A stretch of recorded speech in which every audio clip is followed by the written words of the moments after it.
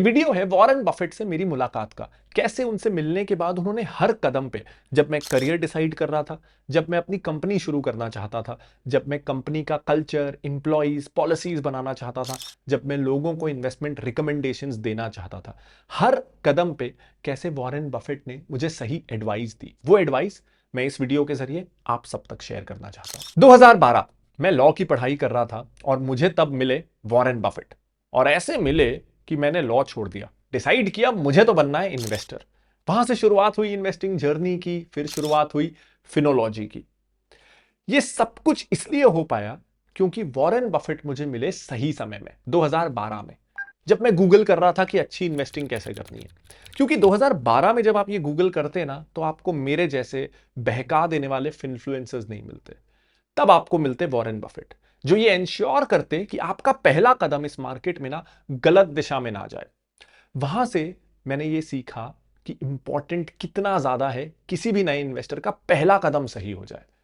क्योंकि बाकी की चीजें ना वो अपने आप फिगर कर लेगा, लेकिन अगर वो गैम्बलिंग, कसीनो, ट्रेडिंग की तरफ चला गया ना, तो बहुत साल लग जाएंगे, बहुत पैसा, समय बर्बाद हो जाएगा सही दिशा में आने में। और जब फिनोलॉजी की शुरुआत हुई, तब उन्होंने मुझे सिखाया इंपॉर्टेंस ऑफ सिंप्लिसिटी।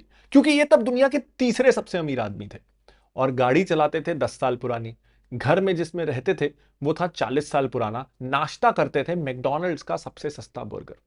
तो जब थोड़े बहुत पैसे मुझे मिलने लगे ना, ये जो उनकी कहानी थी, ये जो उनकी सिंप्लिसिटी थी, उसने मुझे सिखाया कि पैसे आते ही सबसे पहले मर्सिडीज बीएमडब्ल्यू नहीं खरीद लेना है, सबसे पहले रोलेक्स नहीं खरीद लेना है, सबसे पहले जाके सोने की ज्वेलरी या महंगे कपड़े, जूते, ये सब नहीं खरीद लेना है। उन्होंने ये इंश्योर कराया कि मैं कैपिटल का सही यूज करूं, उसे सही जगह इन्वेस्ट करूं। हर वो एप्रिशिएटिंग एसेट, घर हो, ऑफिस हो, जहां मुझे पता है कि 5 साल बाद वैल्यू जीरो नहीं हो जाएगी, मेरे बेसिक्स को वॉरेन बफेट ने सही रखा जब मैं अपने बिजनेस की भी शुरुआत कर रहा था और पैसे कमाने लग रहा था। क्योंकि जब आप ऐसे बैकग्राउंड से आते हो ना कि आपने बहुत ज्यादा पैसे देखे नहीं और एकदम से बहुत सारे पैसे आने लगते हैं, तो बहुत वल्नरेबल होते हो आप टू मिस यूज इट या to spend it on things that don't really matter. और जब मैं आज लोगों को देखता हूं ना, इन्फ्लुएंसर्स को बहुत सारे, कि वॉरेन बफेट के प्रिंसिपल्स की बात करेंगे, लेकिन बहुत लंबी लंबी रील्स बनाएंगे महंगे कपड़ों में, मर्सिडीज से उतरते हुए वो जूम शॉट आएगा, तो मुझे समझ में आता है कि इन्होंने सिर्फ वॉरेन बफेट को पढ़ा है, समझा नहीं है। क्योंकि दुनिया के तीसरे सबसे अमीर आदमी से ज्यादा खर्चा तो आप आज कर रहे हो, वो भी कैमरे के सामने, यानी सिर्फ लोगों को दिखाने के लिए। अगर कोई डिस्प्ले ऑफ वेल्थ से अपनी क्रेडिबिलिटी स्टैब्लिश करने की कोशिश करता है ना, तो इन मोस्ट केसेस वो बहुत ही डेंजरस इंसान है। Please note it down, I will repeat it again. अगर कोई डिस्प्ले ऑफ वेल्थ से अपनी क्रेडिबिलिटी बनाने की कोशिश करता है, that person is really dangerous. ऐसे और आए, थोड़ी जरूरतें और बढ़ी और समय था टीम को एक्सपांड करने का। यहां पे फिर वॉरेन बफेट की नसीहतें काम आई। उन्होंने स्ट्रिक्टली ये कहा था कि हम सिर्फ उन कंपनीज के साथ पार्टनर करते हैं जिनके मैनेजर्स या जिनके लोग मॉरली, एथिकली और वैल्यू वाइज एकदम सही हों। वो शॉर्टकट्स ना लेते हों, वो लॉ ना तोड़ते हों ग्रोथ के लिए, वो अपने बेसिक्स को सही रखते हों, वो पेशेंट हों, वो कस्टमर सेंट्रिक हों, वो अपने आसपास न्याय और खुशियां फैलाना जानते हो। तो when we started looking for ऐसे लोग ना हमारी कंपनी के लिए, उस समय पता नहीं था, उस समय लगता था ये क्या कर रहे हैं, क्या ये सच में इतना जरूरी है। आज समझ में आता है। We got a loyal, hard working, stable team. And ये टीम जब आपके पास होती है ना, तो you can dream and your team can fulfil it for you. उसके बाद बिजनेस और बढ़ने लगा, हमारी आईटी टीम बढ़ने लगी, हमारा फिनोलॉजी टिकर वाज डूइंग वेरी वेल। लाखों करोड़ों लोग उसे यूज करने लगे टू एनालाइज स्टॉक्स। और उस समय ये डिसाइड करने की बारी आई कि क्या हमें हैदराबाद, बैंगलोर, ऐसी किसी जगह जाना चाहिए जहां हम ज्यादा बेटर आईटी टैलेंट को एक्सेस कर सकें। और वहां फिर से वॉरेन बफेट ने हेल्प की। कई 100 कंपनियों में उनका इन्वेस्टमेंट होते हुए भी, लाखों बिलियन डॉलर्स मैनेज करते हुए भी, वो न्यूयॉर्क में नहीं थे, वो वॉशिंगटन में नहीं थे, वो थे एक नॉट सो बड़े शहर, एक छोटे से शहर में, ओमाहा में। और वो कहते थे इसका फायदा ये था कि मैं बहुत सारी रैट रेस से बच पाता हूं, मैं बहुत सारी नॉइज से, एंजाइटी से, स्ट्रेस से, कंपैरिजन से बच पाता हूं। उस समय ये बात समझ में नहीं आई थी, लेकिन आज समझ में आता है। जब हम रायपुर में बैठ के काम करते हैं ना, बहुत सारा ये जो स्टार्टअप हसल कल्चर है कि अपने इंप्लॉइज से 12 घंटे, 18 घंटे काम करवाओ, कुछ भी हो, बस रेवेन्यू ग्रोथ लाओ, भले ही लॉसेस करो, कस्टमर्स को बॉम्बार्ड करो सेल्स प्रेशर टैक्टिक्स के जरिए, कोल्ड कॉल्स करो, वो सारी चीजें जो शॉर्ट टर्म में शायद अच्छे रिटर्न्स देते हैं, जैसे बायजूस को अच्छे रिटर्न्स मिले थे, कई सारी ऐसी कंपनियां हैं जो शॉर्ट टर्म में ये टैक्टिक्स से बहुत अच्छा करती हैं, लॉन्ग टर्म में वो बेसिकली जीरो हो जाती हैं। तो वॉरेन बफेट के इस नॉइज, इस हाई प्रेशर एनवायरनमेंट से दूर रहने की एडवाइस से हम ये सब अवॉइड कर सके। उसके बाद बारी आई फिनोलॉजी 30 लॉन्च करने की, जहां हम हर साल लोगों को 30 स्टॉक्स रिकमेंड करने वाले थे।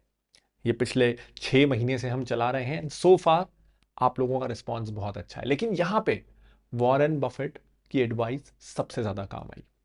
उन्होंने कंसिस्टेंटली ये कहा था, कुछ भी हो जाए सर्कल ऑफ कॉम्पिटेंस से बाहर मत निकलना।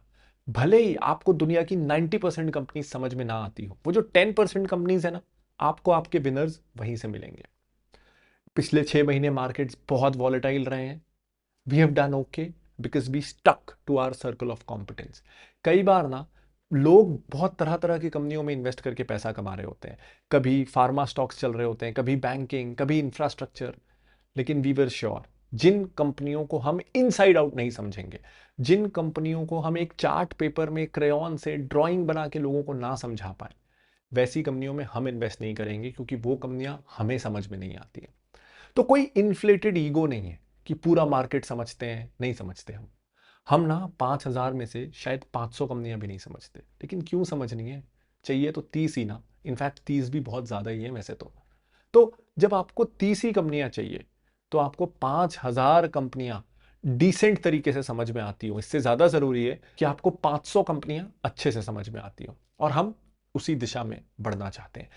हमें यह भी समझ में आया, वॉरेन बफेट ने हमें यह भी समझाया कि प्रॉफिटेबल कंपनियां रखो। अब बेसिक्स, बिजनेस के बेसिक्स से कॉम्प्रोमाइज मत करो कि अगर 100 रुपए का माल बिक रहा है ना, तो 20 रुपए मुनाफा होना चाहिए।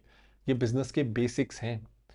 हर वो नई चीज जो फैंसी लगती है, जैसे आईपीओज, बाय नाउ पे लेटर कार्ड्स, क्रिप्टोज, ये सबसे हम दूर रह सके, बिकॉज हम ना कोई वैनिटी मेट्रिक चेज नहीं कर रहे थे। आजकल का क्या ट्रेंड है उसके पीछे भाग नहीं रहे थे।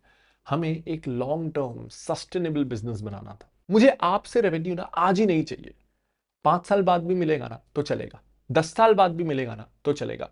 तो इनफैक्ट आपको पता है, फिनोलॉजी 1 सब्सक्रिप्शन हो या फिनोलॉजी 30, बहुत सारे कस्टमर्स से जब हम इंटरेक्ट करते हैं ना, तो पता चलता है कि कोई हमसे 3 साल से जुड़ा था फ्री में कंटेंट के जरिए, कोई 4 साल से, कोई 2 साल से, और उसके बाद दे डिसाइडेड कि we are the right partners for creating wealth for them. कई बार कुछ इन्वेस्टर्स ऐसे भी होते हैं जो कहते हैं, हमने आपके वीडियोस देखे थे, आप बोरिंग इन्वेस्टिंग की बातें करते थे, वी ट्राइड ट्रेडिंग, शुरू में पैसा कमाया, फिर लॉस हुआ, एंड वी रियलाइज्ड कि what you said was right, and we are willing to wait.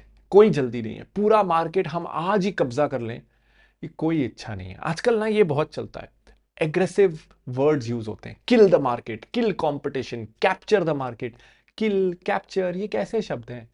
हमें किसी को किल नहीं करना है, किसी को कैप्चर नहीं करना है, हमें बस हमारा एक छोटा सा सेगमेंट बनाना है, हमारी एक पोजिशनिंग बनानी है, और वो जिसको जिसको अच्छी लगे वो आ सकता है। तो ये अप्रोच, शांत रहना, दूर की सोचना, शॉर्ट टर्म फ्लक्चुएशंस की चिंता ना करना, ट्रस्ट बिल्ड करना, और ट्रस्ट बिल्ड करने में टाइम लगता है, ये सब सिखाया वॉरेन बफेट ने। एक और चीज सिखाई कि अगर लंबा जीना है, हेल्दी रहना है, खुश रहना है, एक फुलफिलिंग लाइफ जीना है ना, तो डू व्हाट यू लव। उनके एक पार्टनर थे जिनकी कुछ समय पहले डेथ हुई, चार्ली मंगर, उनकी डेथ हुई एट 99। Warren Buffett is 94। अब ये कोइंसिडेंस नहीं है, दोनों बहुत अच्छे दोस्त थे, मेजॉरिटी ऑफ देयर करियर साथ में उन्होंने बर्कशायर में काम किया, दोनों ने वो किया जो वो करना चाहते थे, अपना समय लिया, और एक 99 तक जिया, and one is healthy at 94। दोनों की डाइट भी बहुत ज़्यादा डिसिप्लिन नहीं थी। अब मैं कोई न्यूट्रिशनिस्ट नहीं हूं, तो मैं जंक फूड रिकमेंड नहीं कर रहा हूं। मैं ये कह रहा हूं कि हम अच्छी डाइट की इंपॉर्टेंस जानते हैं, एक्सरसाइज की इंपॉर्टेंस जानते हैं, स्लीप की इंपॉर्टेंस जानते हैं। कई बार हम डूइंग वॉट यू लव की इंपॉर्टेंस नहीं जानते। अब मैं ये भी समझता हूँ कि ये बहुत थ्योरेटिकल है, हर किसी के पास ऑप्शन नहीं होता of doing what they love, लेकिन हमारे पास ये ऑप्शन होता है ना कि हम एक्सेसिव डेट ना लें, हम एक्सेसिव स्ट्रेस खुद पे ना लें, क्योंकि हमें महंगी गाड़ी चाहिए जो हम अफोर्ड नहीं कर सकते, वो फोन चाहिए जो हम अफोर्ड नहीं कर सकते। अगर हम वो काम नहीं कर सकते जो हम करना चाहते हैं बिकॉज ऑफ सर्कमस्टांसेस, एटलीस्ट हम लाइफस्टाइल एक्सपेंसेस के लिए डेट ना लें, ये रूल तो बना सकते हैं ना, क्योंकि बहुत सारा स्ट्रेस एक्चुअली ये लोन्स की ईएमआईज पे करने से आता है। वॉरेन बफेट ने मुझे सिखाया हमेशा लेवरेज से दूर रहना। I am not comfortable with credit cards. मैं एक क्रेडिट कार्ड यूज़ करता हूँ क्योंकि बहुत सारे बिजनेस एक्सपेंसेस हो जाते हैं एज एन एंटरप्रेन्योर, बहुत सारा ट्रैवल हो जाता है और उसमें रिवॉर्ड्स आर यूजफुल। लेकिन मैं अपने क्रेडिट कार्ड को ना डेबिट कार्ड जैसे भी यूज़ नहीं करता हूँ, मैं उसे इनफैक्ट प्रीपेड कार्ड जैसे यूज़ करता हूँ। पहले पैसा डालता हूँ और जितना ड्यू है उससे थोड़ा ज़्यादा डाल देता हूँ, जितना भी अलाउड हो रहा होता है उस समय, उनका एल्गो जो भी अलाउ कर रहा होता है, और फिर उससे खर्चे करता हूँ। तो वॉरेन बफेट ने मुझे सिखाया रिस्क मिटिगेट करना। उम्मीद करता हूँ ये वीडियो आपको पसंद आया होगा और लॉन्ग टर्म में एवरीडे लाइफ में जो मैंने इस वीडियो में कहा है उससे आपको कुछ हेल्प मिलेगी। अगर हाँ, तो प्लीज़ इस वीडियो को लाइक कर दीजिएगा, कमेंट करके मुझे बताइएगा कि आपको सबसे अच्छा क्या लगा।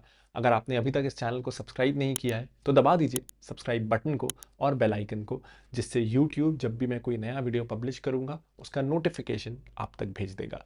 और अगर आप इस वीडियो को लाइक करेंगे, इस पर कॉमेंट या शेयर करेंगे, तो यूट्यूब के लिए ये एक सिग्नल होता है कि this video is useful for more people. So if you think this is useful for more people, liking it and sharing it will greatly help. Thank you so much.